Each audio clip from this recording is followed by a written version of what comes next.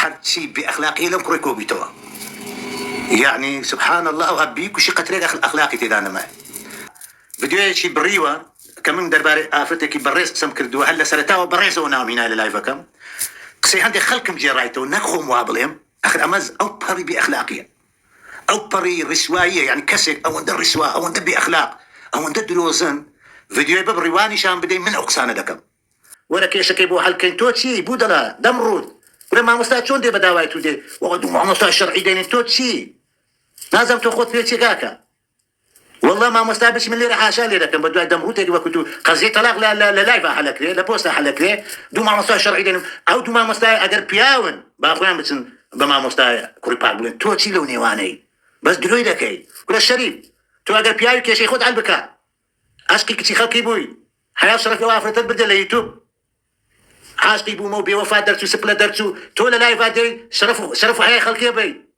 لبرك تشان نداي وتك بيد رازينا وحش شلون يبي لا لايف علي باوكي رازينا بوا دلوقتي بكومنتي دريك تكا كاتب وترخانا كلمه ولا برتام كوت دروزن تقول مشكله ياخذ على مشكله ياخذ على برو بناي موحد بنا غافتان كوتينا سرجنانينا والله بسيان عزان افتك ياك هم واحد انا بسيان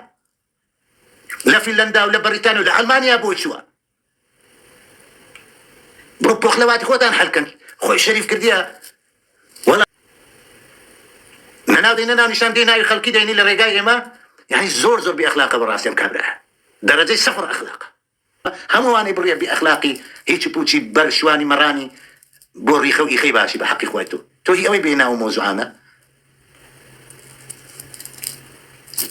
سبيني خد بيني وهم بس الصوره ان جابر شوار كزنابن هم يدرو دلس لجير وهم خليكي افرتن بس يار حزيك نفر كانوا بقسم في مكان بعقيده بلال بوغان اخر بلال تو والله يدري بوغاني لنا مري خروي وانا قر ريخو ميخو وانا برهم هادي قسم بخويا دولا رويدايكو باوك هاي توتي زاني عقيده شيء هاي لو باخلاقي كل قال لك باخلاقه بشرفه حي بشرف بلال او افرد من هرباس شيناكم تواو يبزر باس ما كرين جابرزان من لايف كنت ولد واي لايف قدام خست تواو رام قلت لايف لا فيسبوك عزميني لايف بميني نبروي بدماغ بارزان بختان بداين باكا كبارزان بتختان اقداين باكا اي تو تشوزاني داين باكا اصلا تشوزاني وافت لو الشرع دمي بيزان كاكي يو تشوزانن او افت داين باكا تشوزاني خوش كتا دايك تا تاع سنه حسابي مثلا تام خوش كيمنا كل والله خوش خوش مان داك خوش مان اما داين داين باكا تو لو الشرع ما براين هذا بيوابلي بس كاكا كابلاك لو سلم لخو مبرم داين باكا يعني داين بيسو شو نبي نبي ونيا دو عملت شي تومتي زينان بو افت دا لا ايش وينك تبعسي زينه حتى داني اي هاور دواي كاكا تو تشوزاني بختان ولا بو ما مسلمين انا عاقلك نبو بياك تاع نبو دور بري بلال بن بلال كاكا ما تو تشوزاني ما بختانا ولا فتك دلواني اخوان مبررين للشرع بافتك دلواني دز قدنا لدزم شرف الدشكين بلال سبيني بفيديو ببلغا وشتان بو اودكم ولا جاني مدى انجا اوني لا ميديا ياخذ نشان ده لا جيرو خليك كتان جناني عزيزي من واز بينا باخذ باشترا ولا سروانه بجواب به برزان اما دوروا اما باخلاق اما زور قد نمزاني وهذا زبان باخلاق والله شرف الدشكين والله رشوات دكم بهم خلق الناسين قلت تارب الى دستان قرب بصر خد زانا مع عائله كده ناس هم تواوا ام دزان شي كده شنو بس باسي كسمنا كده ونيا سكاني يوم كنت وتم سكاني هو كم اگر سبيك دي هلا دمزاني بلا باخلاق دمزاني خواب عقل زي باخلاق وكذا وتبسك تنهك سكاني او كم اگر كدي هلا درن بلا خد واتو تو عواد سبين بلال استاف جوياني ديك بروات تبي بو خوادي برستيم زور حزم لي فيديوهان لسمنا دي هم سياستي خوما تو يستاوك روبوتك بومنيش دغه هاستيش بقول نافي جيل بياتواتي فيديو لسما بريو هنا خبر ما يك ياندو ما مستاد بامب ددا بامبي اوي ما بغلط لنا قال بفد كان بامبي باسكيلي بفد كان وكم يزلدان بريو موزعنا دادن معلومات من دوما مستاع ولام تاكيد نيمه وايا تاكيد دبم او دوما مستاع اتو بكار دين لجي ايمو ام مزقوتو ما مستاكري باكو باركو كنوي والله شرف وكرامتي عندهم ما مستا او ندبي اخلاق بي امسا جاي بردا لاهلي مزقوتو لا باركو كنوي بس تاكيد نيمه زاري او انا فريد نير ملايا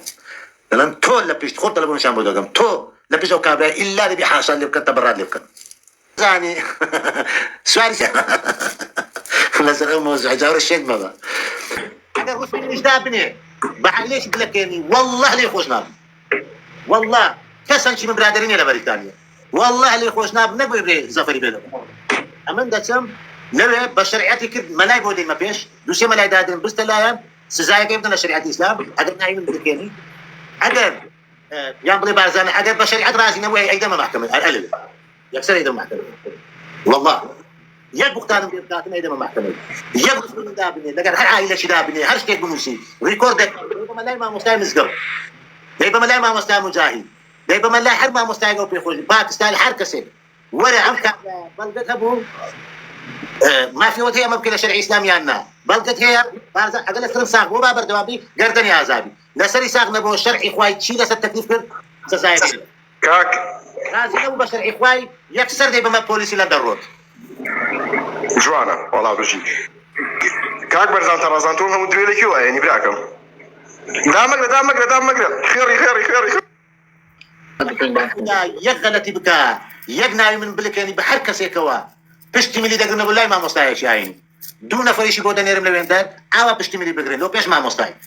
ولا بلقى كانت بينا لو ساغي كمن خوم بمباشر باش دار من ما مستعي شرعي خواي داري لسدام الرازي رازي نبو بشرعي خواي نهات لا ما مستعي وعد لندن رود هم دون فايدة نيرما بوليس ستيشن لندن رود والله كاكاز من هيك نكل دي حموش لا يخوي قورب لا يخوش يجيب سيجار نشوين يوم كابي لا يعني بلاستي هكذا بيجينا رمشي بين نطني فولا بيجي